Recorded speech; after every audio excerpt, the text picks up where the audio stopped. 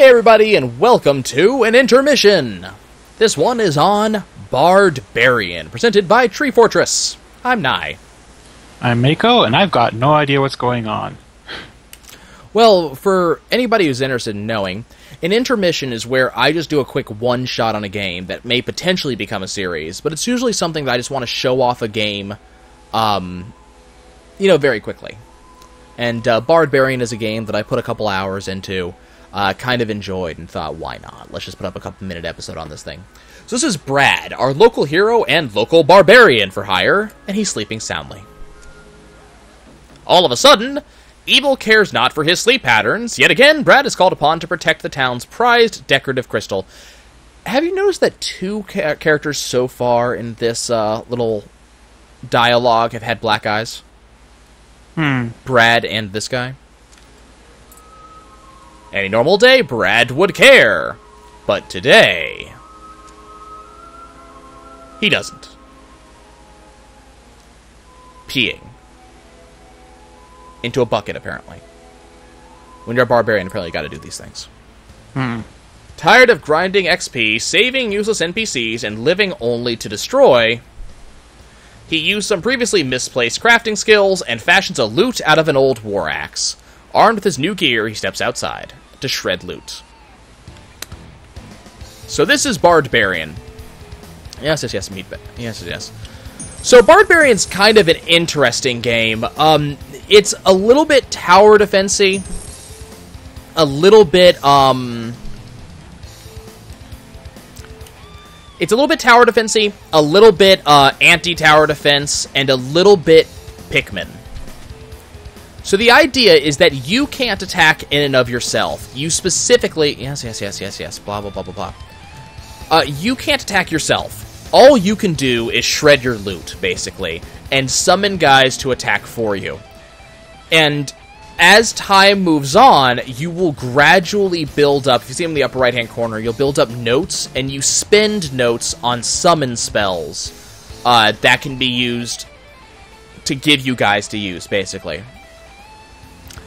And I think what was kind of interesting about this game was kind of partly the strategy, but it's also one of those really cheap, like, if you die... if you die, you can use some of the benefits from that level to upgrade yourself later on. So for right now, I'm running as normal Brad, so we started over. On the top there, you can see our mini-map. And so on the right-hand side is where enemies come out of. On the left-hand side is my crystal. You can see my crystal's health bar. It's currently full because no one has shown up yet. And then you see me on that little yellow dot. My enemies are the, whatever these things are, these orcs. And they're going to show up in red up there. And they come through 3 different places in the forest, and I just have to defend. And that's it. This is basically the only level you ever come to. Like, you're always on this field. And spawns are always the same for each section. So we're in morning, and morning has, I think, 5 different levels before you get to a boss. And then you move on to midday and things like that. So we'll just make our way through. So the interesting thing about this game is that it requires you to kind of pay attention, and you have to actually dodge stuff. But the thing about it is, it's not just you. It's also, for example, I'm running 3 archers right now, and archers are a high DPS single target unit. So, yeah, they're not going to take out big mobs very well, and they only shoot, 1 arrow at a time. It takes them a little while. But when they do fire, they deal a hell of a lot of damage. And the more of them you have, the more damage output you're going to have. Now, you'll notice they each have their own... They each have their own health bar. They can get hit the same as I can. And them getting hit will lower their health, which is kind of a problem because, as you saw a little bit earlier, they're going to level up. And they're going to gain more attack speed and more damage when they level up. But they're not as important as I am. If I die, the game's over. If they die, I have to summon another one. So I'm gradually building up notes here. You saw me pick up a ton of them, and I naturally accrue them. If I were to stand still for significant lengths of time, Brad will shred his guitar, for what they call it. It's like a power solo or something like that. And he'll build up notes a lot faster. And then notes are spent not only to summon, but also to cast your buffs that you see on the right-hand side. So the only buff I really ever end up casting is this one, which is just the damage upgrade spell. And you'll see that it does a significant increase. I forget what it actually is. I think the level 1 damage upgrade is like a 30% upgrade on their base damage, which is nothing to scoff at. There's also a speed upgrade spell that you can use that lets you move around more often. I find that if you just moved instead of stopping to cast a spell, you'd actually be where you need to be by then.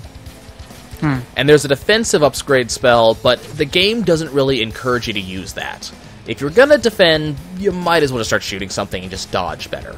Like, dodging seems to be the thing. Now, what we also have is that red lightning bolt that you see in the middle. The red lightning bolt is your super.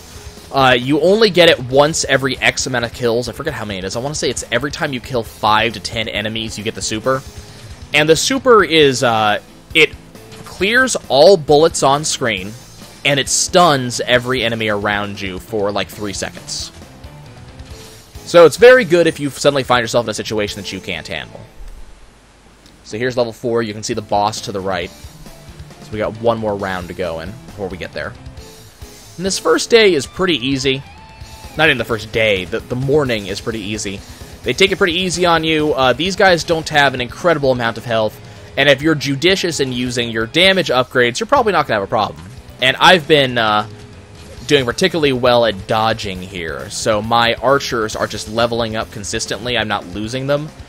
I'm keeping their health up. I'm not letting them die, anything like that. And that's helping too, because their DPS is a lot higher than they probably would otherwise be. Let's go ahead and get down here, take out these guys. Enemy variety is not this game's strong suit, but if I remember correctly, this game was like $3, so I'm not going to complain too much. Okay, so if you'll see on the right, on my map, you'll see that guy that has the yellow hazard symbol. The yellow hazard symbol. He's tougher than normal. This particular one, is he going to do it? Yeah. This particular one will charge you. There I just used my super, so that got rid of all of the arrows in midair, and it also stunned guys. But you notice, this guy kind of has a lot of health. He's not just allowing me to take him out, and he'll charge me, and he does a significant amount of damage to me or to my guys, and so that's basically going to just cost me if I let him even get close enough to try it. But if he gets to my crystal, he will also do that same level of damage to my crystal. So what we're going to try to do... Just lost one of my archers. Let's call out another one. We're going to try to just keep him away from the crystal as much as possible. That way I don't have to worry about that. You'll also notice that I had to spend a fairly significant part of my built-up notes just to make sure that I kept status quo just now. So my note generation... It's kind of terrible.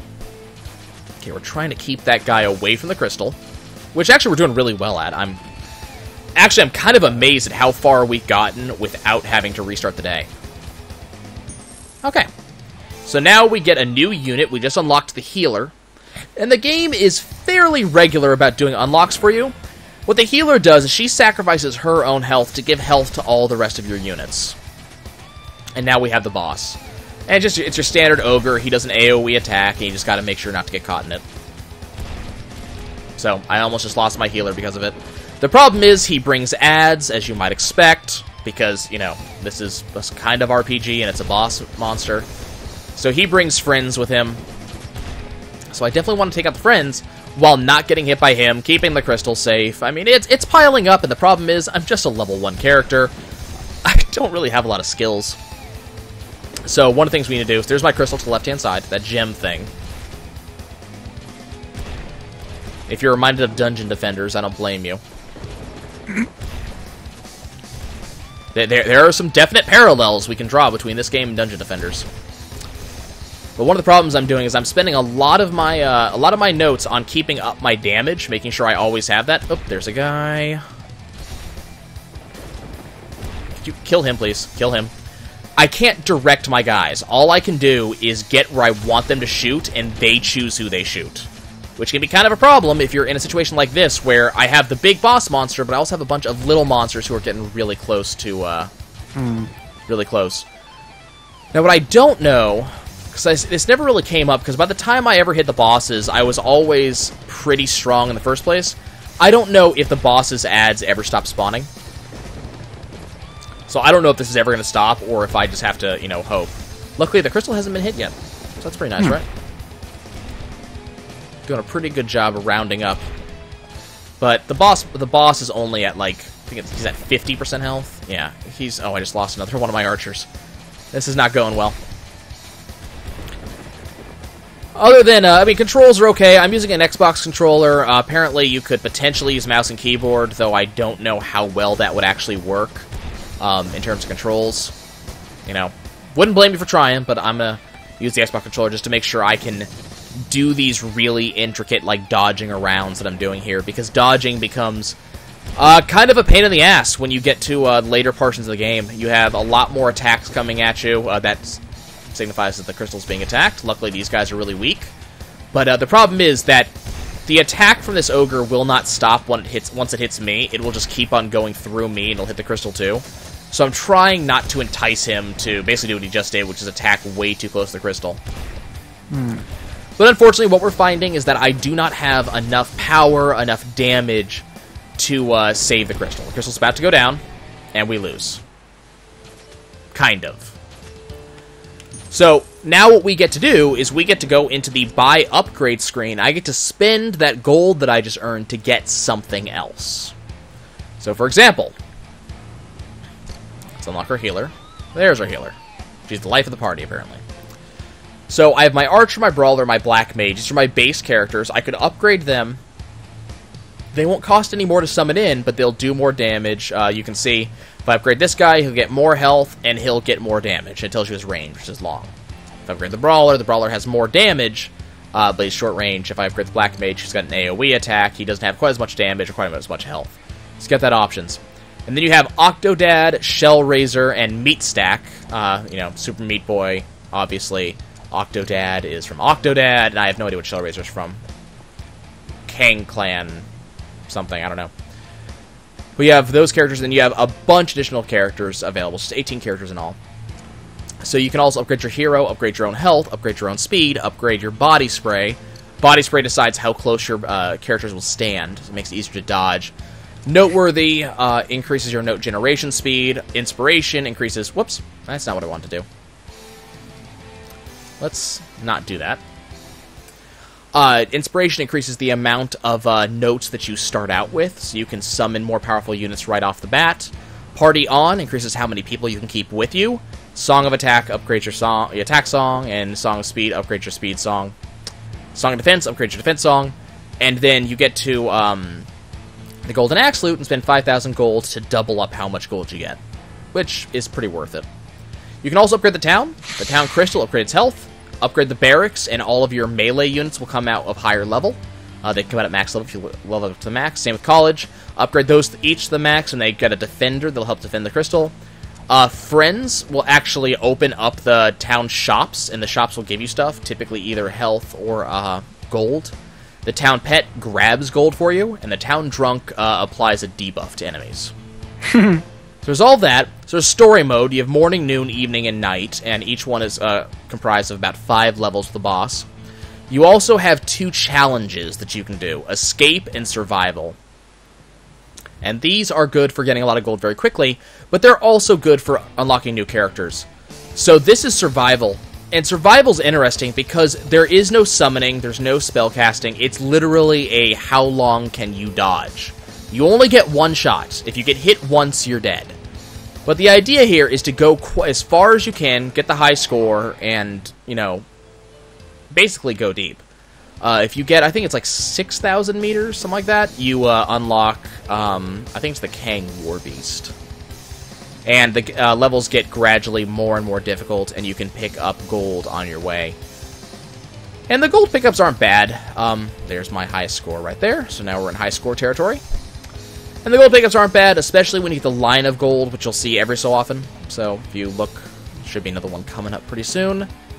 It's randomly generated, but up to a point, I think, if I remember correctly.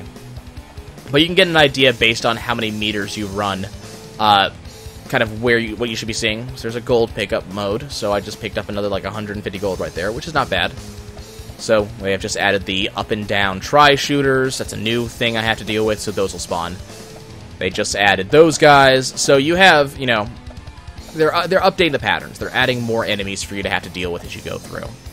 It's not too hard, and I think you can probably just go. I doubt, you know, if you know what you're doing, if you're paying attention, if you're not getting bored by it, I don't think there's really any reason why you can't just go forever. New enemy should spawn soon. There's my King War Beast. Let's go unlock that. So, there's my new character. And now they have added this guy, who's just going to shoot a laser at me. The holder at you now. Yep. He only lasts for a few shots. He shoots like 3 shots and he runs away. And then he comes back. Beautiful. I'm kind of amazed he came back, actually. Typically, he stays away for longer. As I said, it's kind of randomly generated. And this is it. I mean, this is all this mode is. But the further you go, you know, there's also... Next year it starts getting... Yeah. There you go. Whoa.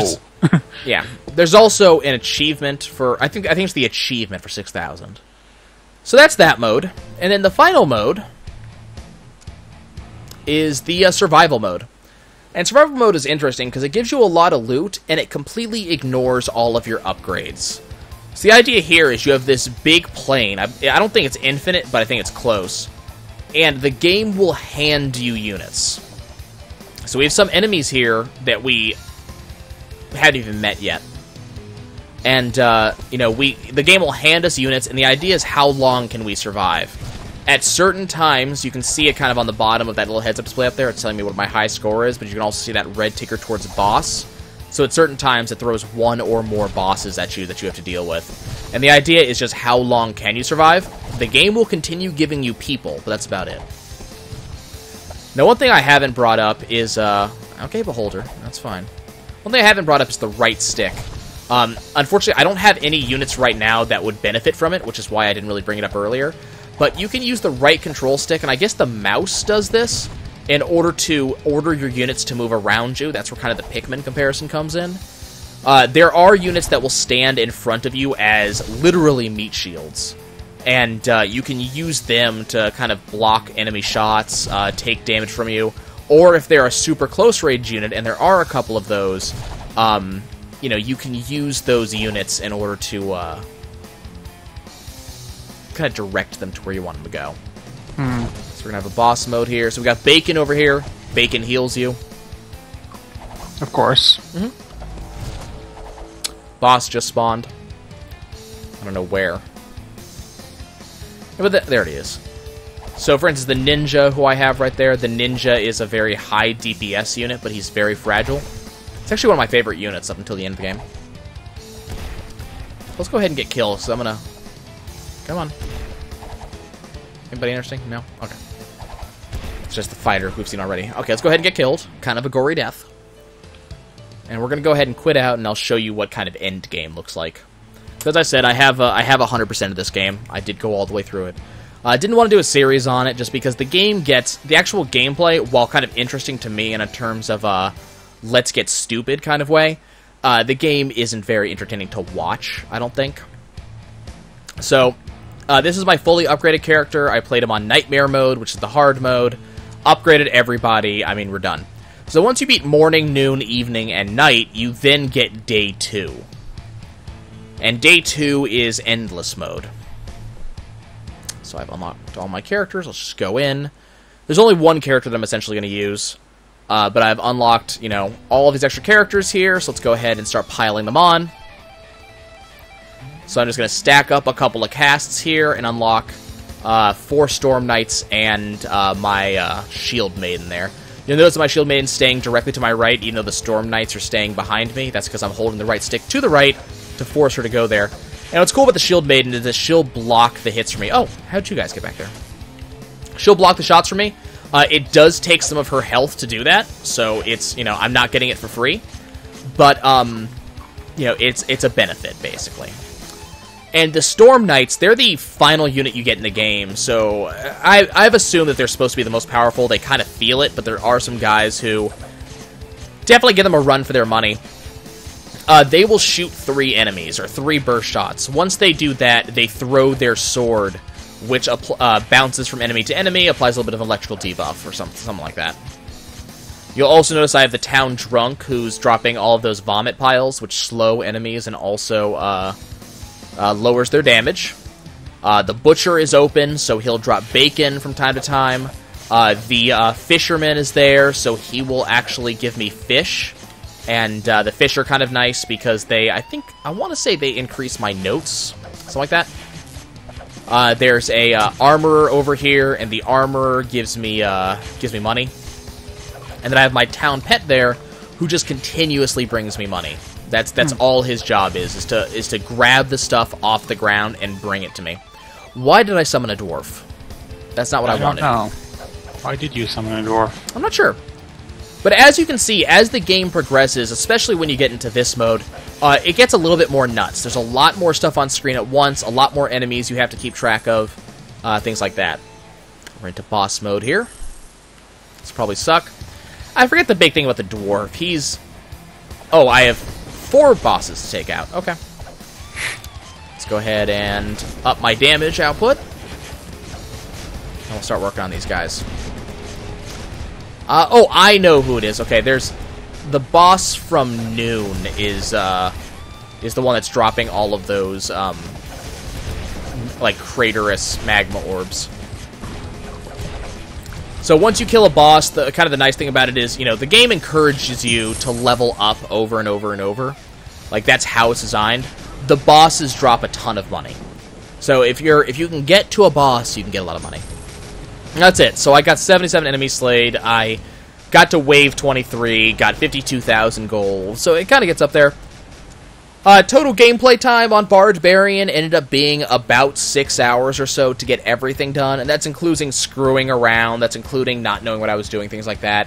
If I had to play through a nightmare mode again, I'd probably be able to get it done in less, probably 3 to 4 hours. And it's a fun little excuse of a game just to enjoy yourself. It's a little silly. It's not very hard. Just, it takes some time. So, you can find it in the Humble Store. And I think, is it over here? Yes. Click on that guy. Hey, look, there's an achievement. But, really, there's an achievement for that. So you guys get that for free. But, yeah, I actually kind of encourage you guys to pick it up. It's a fun little thing. The music gets boring after a while, I'll tell you that. But it's kind of enjoyable music to begin with. And it's fun. It's a fun little distraction. So if you're looking for a good thing, I think it's like $5 or less than that. Maybe it's $3. I think I got it on sale. If it's your style thing, go pick it up, guys. It's fun. And I'll catch you guys next time.